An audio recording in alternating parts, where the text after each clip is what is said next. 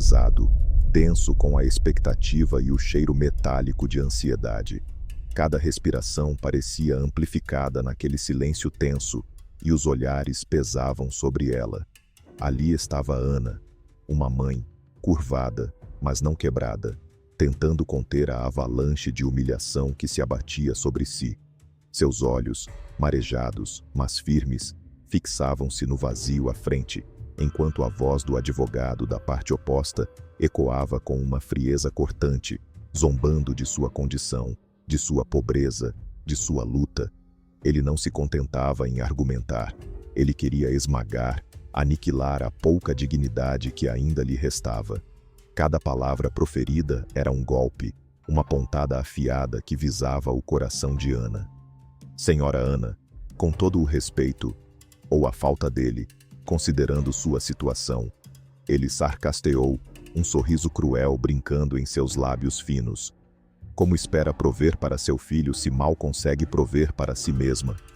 A plateia, composta por alguns curiosos e muitos profissionais, parecia prender a respiração, incomodada com a insensibilidade escancarada.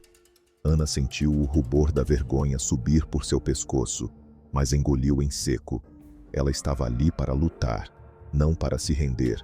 Não importava o quão baixo aquele homem pudesse ir, ela não recuaria. Seu filho dependia dela. A verdade é que a justiça, muitas vezes, não é cega. Ela enxerga e, às vezes, julga pela aparência. Mas o que ninguém naquele tribunal sabia era que, naquele dia, uma força invisível se movia nos bastidores, pronta para virar o jogo. Mal sabiam eles que, nas sombras daquela sala de audiência, a resposta para a humilhação de Ana se preparava para emergir. Uma testemunha, um segredo e uma reviravolta que ninguém ousaria prever. Fique até o final para descobrir como a verdade pode ser mais surpreendente do que qualquer mentira. O embate no tribunal não era apenas por uma quantia de dinheiro ou uma propriedade. Era a luta de Ana pela guarda de seu filho, Pedro. O pai de Pedro, um homem de posses e influência, havia iniciado o processo, alegando que a condição financeira precária de Ana a tornava uma mãe inadequada. Ele, representado pelo doutor Almeida, aquele advogado com um sorriso de escárnio, usava cada detalhe da vida humilde de Ana como munição. Ana morava em um bairro afastado, em uma casa alugada, com o dinheiro mal dando para as despesas básicas e a escola do filho. Ela havia se dedicado inteiramente a Pedro desde o dia em que ele nasceu, trabalhando incansavelmente em 2 empregos informais para garantir que o menino tivesse o mínimo necessário. Mas para o doutor Almeida, tudo isso era irrelevante. Ele pintava um quadro de negligência e instabilidade, ignorando o amor e a dedicação que Ana dava a Pedro. O tribunal parecia um palco onde a riqueza ditava as regras, e a pobreza, por si só, era a maior das culpas. A cada argumento do advogado, Ana sentia o peso de um sistema que parecia não entender a diferença entre falta de recursos e falta de amor.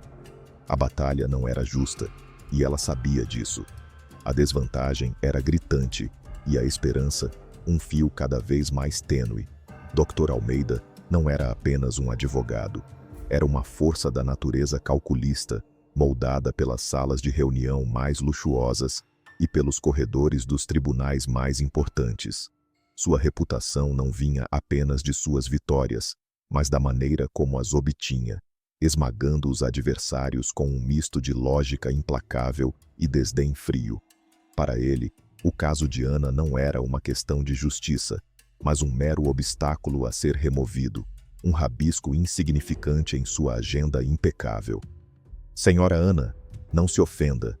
Ele começara em seu interrogatório, as palavras pingando sarcasmo, mas com seu histórico de empregos, digamos, flexíveis, e sua residência em uma área alternativa, como o tribunal pode ter certeza de que o jovem Pedro terá a estabilidade necessária. Afinal, crianças precisam de uma base sólida, não de uma aventura diária em busca do próximo pagamento. Seus olhos, sempre fixos no juiz ou no júri, nunca na pessoa que ele desmantelava, transmitiam uma confiança inabalável, quase entediada. Ele sabia que suas palavras, carregadas de preconceito social e econômico, encontravam eco em certas mentes. Em outro momento, ele ostentou documentos que mostravam as contas bancárias vazias de Ana, a comparando com os extratos robustos de seu cliente. Estamos falando de um futuro brilhante contra um futuro incerto, meritíssimo, ele declarou, ignorando o nó na garganta de Ana. Sua voz era aveludada, mas cada sílaba era um martelo batendo na dignidade da mãe. Ele não levantava a voz, mas seu tom superior era mais penetrante do que qualquer grito. A frieza de sua oratória era tão assustadora quanto sua capacidade de disfarçar o bullying em argumentação legal. Ele sorria para o júri como quem compartilha uma piada interna, um cúmplice no desdém, enquanto Ana sentia o peso de um mundo inteiro sobre seus ombros a cada investida daquele homem. Era uma performance orquestrada para destruir, não para buscar a verdade. A cada minuto que passava, Ana sentia o chão sob seus pés desmoronar. As palavras do doutor Almeida eram como marteladas em seu espírito, ecoando as inseguranças que ela, por vezes, tentava calar. Em sua mente passavam imagens de Pedro, seu sorriso banguela, os desenhos coloridos que ele pendurava na geladeira, as noites em que ela dobrava seus pequenos pijamas. Seria possível que todo o amor e sacrifício não fossem suficientes para o sistema? Eu sou uma boa mãe, Ana murmurou para si mesma, quase inaudível, enquanto o advogado continuava sua investida, destrinchando suas finanças com um cinismo calculado.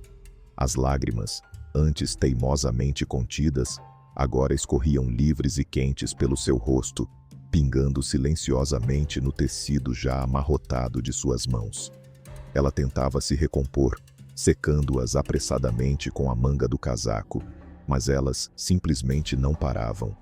A cada lágrima, um pedaço de sua esperança parecia se esvair. Um flashback rápido a levou para uma noite fria, quando Pedro estava doente e ela passara a madrugada acordada, trocando compressas úmidas e cantando canções de ninar, mesmo exausta do trabalho. O doutor Almeida jamais entenderia o peso daquelas horas, a profundidade daquele amor. Para ele, era apenas uma mãe desempregada, como ele havia insinuado mais cedo, apesar de seus 2 bicos. A sensação de impotência era esmagadora, um fardo que parecia pesado demais para ser suportado. Ela sentiu um nó na garganta, sufocando as palavras que queria gritar, que ser mãe era mais do que ter dinheiro, era ter coração, era ter dedicação, mas sua voz estava presa, abafada pela dor e pela humilhação. Parecia que o universo conspirava para levá-la ao limite, deixando-a sem ar, sem chão, à beira do abismo. O que restaria dela se levassem seu filho? A pergunta a assombrava, um grito silencioso que apenas ela podia ouvir naquele tribunal insensível, enquanto o doutor Almeida se regozijava em sua aparente vitória, ajustando os óculos com um ar de superioridade. Um movimento sutil no fundo da sala passou quase despercebido. Um homem de meia idade e com uma postura discreta entrou pela porta lateral, ocupando um dos últimos assentos da fila de trás. Seu olhar varreu a sala, demorando-se por um instante no rosto desolado de Ana, antes de fixar-se no juiz. Não havia pressa em seus passos, nem ostentação em seu semblante, apenas uma calma serena que, para quem estivesse atento, destoaria da atmosfera tensa do tribunal. Ninguém parecia notá-lo de imediato. A atenção estava toda voltada para o embate verbal, para o monólogo quase predatório do advogado. No entanto, um dos assessores do juiz, ao acaso, lançou um olhar em direção à porta e pareceu reconhecer a figura, seu rosto se contraindo em uma expressão de leve surpresa, rapidamente disfarçada. Ele fez uma breve anotação em sua prancheta, um gesto que passou despercebido por quase todos, exceto pelo próprio juiz, que, ao receber o bilhete discreto, ergueu uma sobrancelha quase imperceptivelmente. Ana, imersa em seu próprio tormento, não percebeu a entrada do homem, nem o bilhete entregue ao juiz. Seus olhos ainda estavam turvos de lágrimas e sua mente em um turbilhão de desespero. Mas uma pequena fissura havia se aberto no destino daquele julgamento. Um leve sopro de ar fresco começava a circular, prometendo dissipar a névoa da humilhação que envolvia a mãe, preparando o palco para o que estava por vir. Era um momento efêmero, quase invisível, mas o prelúdio de uma virada monumental estava em curso. A tensão no tribunal, que parecia ter atingido seu ápice, foi subitamente quebrada pelo som seco de uma porta se abrindo. Todos os olhos, antes fixos no doutor Almeida, agora se voltaram para a entrada. Ali, de pé, com uma postura digna e um olhar penetrante, estava a figura que havia entrado minutos antes. O burburinho que se seguiu foi imediatamente abafado pelo toque do martelo do juiz. O doutor Almeida, que estava prestes a finalizar sua argumentação com um floreio dramático, franziu a testa, visivelmente irritado com a interrupção. "Com licença, meritíssimo." A voz da figura ressoou na sala, calma, mas firme. "Sou o senhor, Ricardo Mendes, e gostaria de prestar meu depoimento como testemunha neste caso." O nome, embora não familiar à maioria, fez o rosto do doutor Almeida se contorcer em uma expressão de surpresa, que rapidamente se transformou em desprezo. Ele soltou uma risada abafada e sarcástica.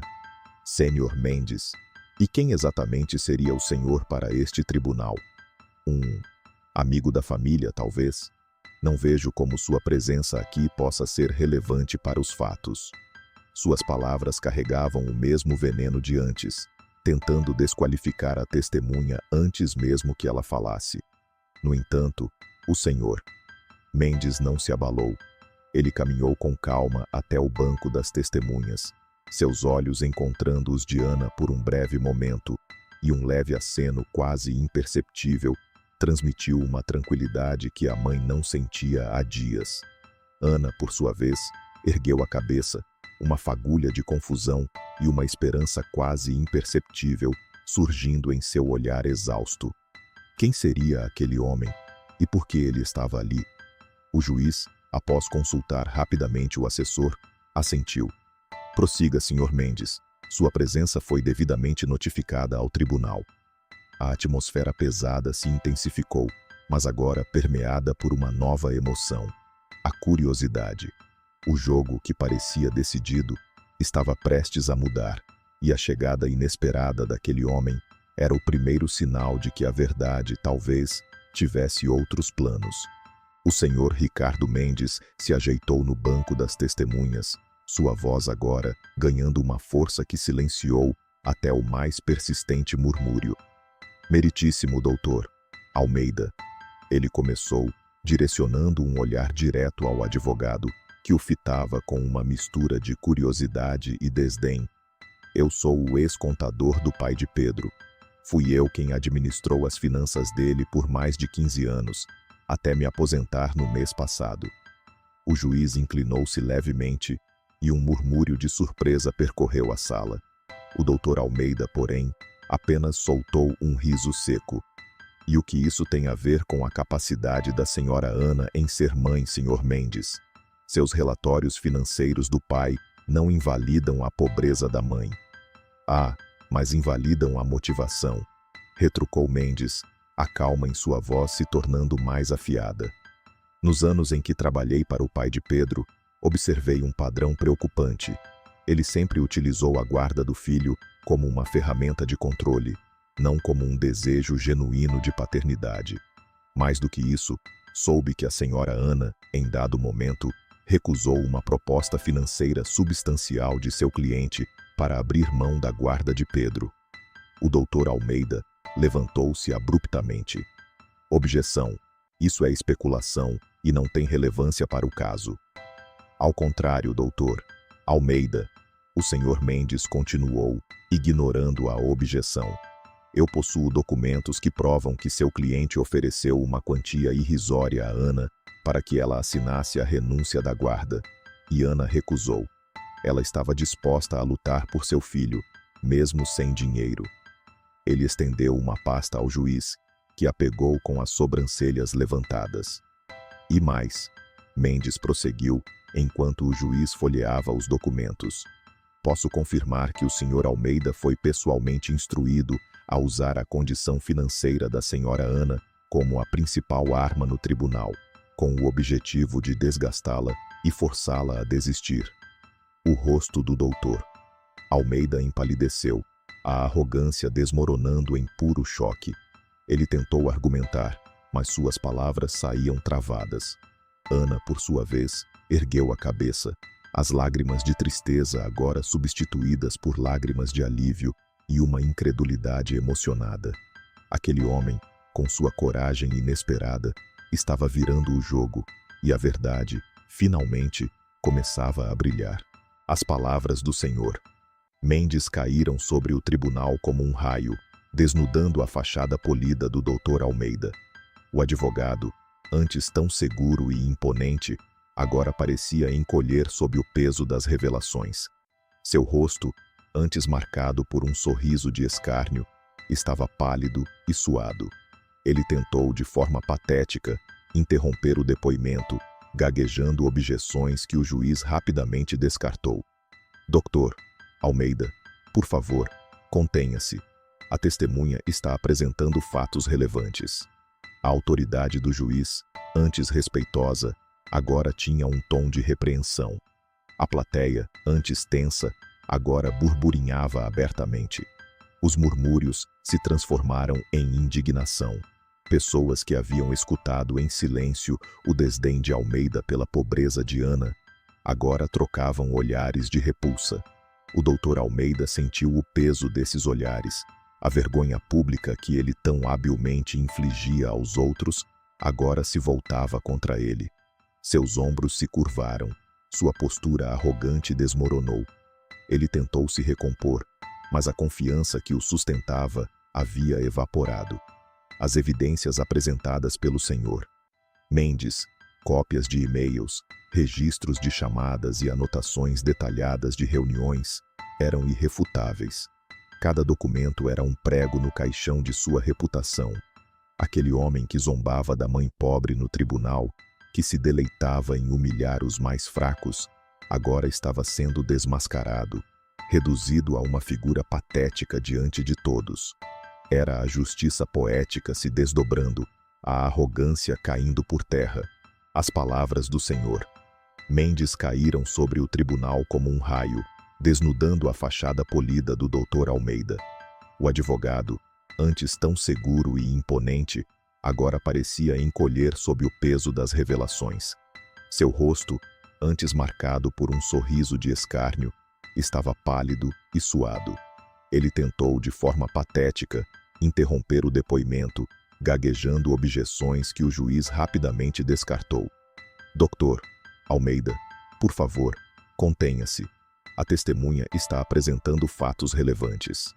A autoridade do juiz, antes respeitosa, agora tinha um tom de repreensão. A plateia, antes tensa, agora burburinhava abertamente. Os murmúrios se transformaram em indignação. Pessoas que haviam escutado em silêncio o desdém de Almeida pela pobreza de Ana, agora trocavam olhares de repulsa. O Dr. Almeida sentiu o peso desses olhares. A vergonha pública que ele tão habilmente infligia aos outros, agora se voltava contra ele. Seus ombros se curvaram, sua postura arrogante desmoronou. Ele tentou se recompor, mas a confiança que o sustentava havia evaporado. As evidências apresentadas pelo Sr. Mendes, cópias de e-mails, registros de chamadas e anotações detalhadas de reuniões, eram irrefutáveis. Cada documento era um prego no caixão de sua reputação.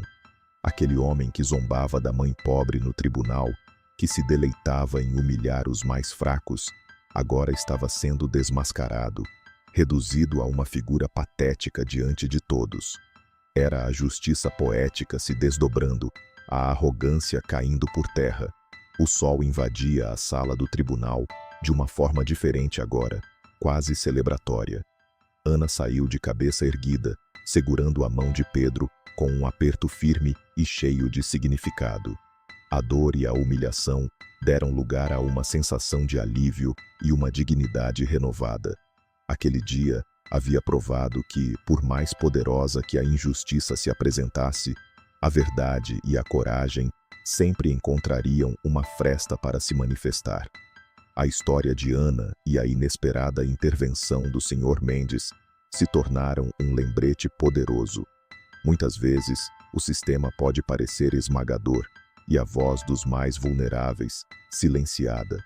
No entanto, sempre há uma esperança, um ato de coragem, uma testemunha inesperada capaz de mudar o rumo de tudo. A jornada de Ana não foi apenas sobre um caso de guarda. Foi uma prova da resiliência humana e da capacidade da justiça de, eventualmente, prevalecer. A vitória não veio de recursos financeiros, mas da integridade, do amor incondicional de uma mãe e da atitude de um homem que se recusou a compactuar com a injustiça.